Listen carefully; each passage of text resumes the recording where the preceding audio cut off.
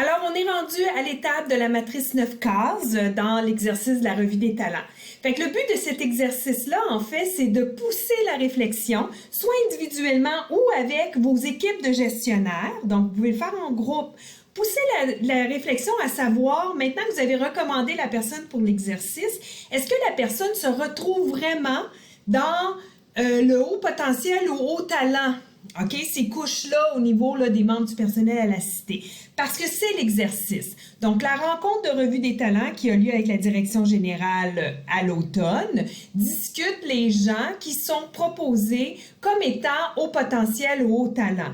Donc, ce sont des gens qui se démarquent vraiment du lot, qui ont besoin d'optimiser davantage leur potentiel, leurs compétences, qui ont besoin probablement d'un programme de cheminement professionnel un petit peu plus formel. Donc, c'est une des avenues dans le développement du perfectionnement professionnel à la cité. Ce n'est pas la seule, mais c'est une des avenues.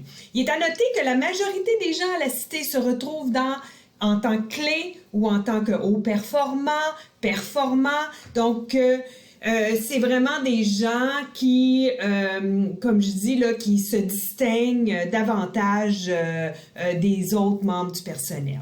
Alors, l'exercice ici, c'est d'utiliser les critères de potentiel. Alors ici, vous allez regarder l'axe de potentiel. Vous allez bien regarder chacun des critères et chacun des niveaux pour pouvoir bien positionner la personne. Et c'est en temps réel, donc on parle aujourd'hui, parce que les choses peuvent être dynamiques. Donc, démonstration des compétences institutionnelles, capacité des résultats fois après fois, l'ambition vers son succès, l'engagement vers l'organisation et l'intelligence émotionnelle. Encore une fois, on essaie de voir les niveaux élevés. Donc, par exemple, engagement vers l'organisation, ben c'est pas nécessairement seulement au sein du secteur. Ce sont des gens qui s'impliquent, qui font partie de projets, de dossiers avec d'autres secteurs, de comités. Donc, on regarde là, les gens qui se distinguent. Ensuite, au niveau performance, il y a un axe. Capacité actuelle à livrer des résultats. Encore là, qui se distinguent, dépassent les attentes et produisent, dans le fond, des résultats de haut niveau, de haute qualité. Donc, une fois que vous avez bien pris conscience de tous les critères et tous les niveaux en lisant bien tout ce qui se rapporte, ensuite, vous allez utiliser ici la matrice pour identifier où se trouve la personne. OK, pour chacun des critères. Est-ce que la personne, c'est modéré? Est-ce que c'est élevé? Alors, on va comme ça là, pour chacun des critères. Et vous allez voir que ça va changer. OK? Donc, la personne va être située dans une différente catégorie selon les critères, les niveaux que vous avez identifiés pour chacun des critères.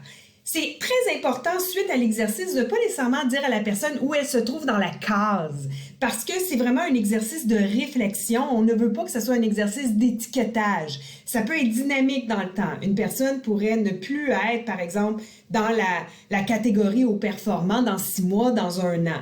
Donc, on veut vraiment éviter là, cet exercice, que l'exercice devienne un exercice d'étiquetage. Cependant, voici ce qui est important à savoir quand on identifie la personne comme étant dans une case en particulier. Quoi faire, quoi dire. Donc, c'est important d'intervenir auprès de la personne. Donc, sans nécessairement mentionner au performant ou le nom de la case, on doit quand même rencontrer la personne pour partager des messages clés, pour aussi l'accompagner dans son cheminement professionnel.